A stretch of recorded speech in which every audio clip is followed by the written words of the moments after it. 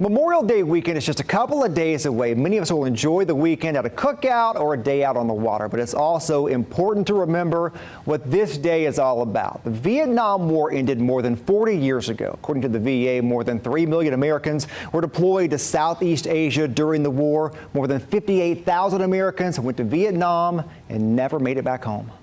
Joanne Shirley and her brother Bobby grew up in Macon, Georgia. I only had one brother.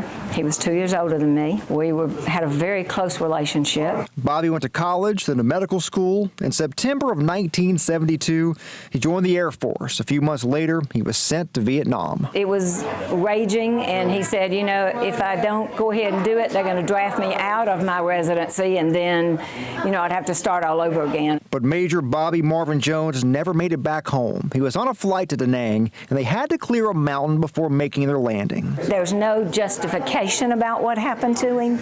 What I believe happened is that they clipped the top of that mountain and crashed. I believe that somebody found those remains and buried them. So excited to be back with you.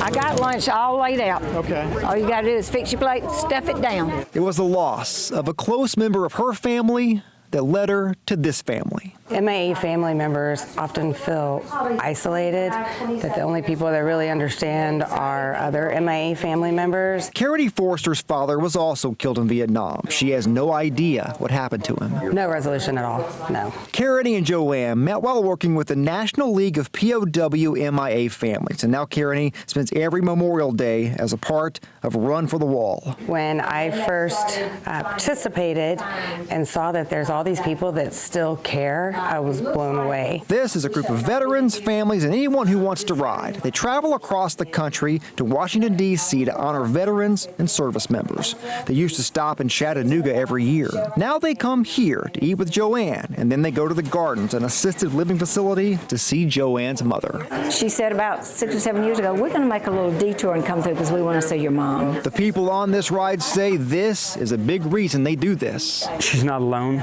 with her and her daughter in that fight and her family, that there's thousands of us that think of her, that share her struggle, that don't forget. As we get closer to this Memorial Day, these people are thinking about what this day is all about, honoring the people who have served our country and never made it back home. I learned very quickly that this is not just about my brother Bobby.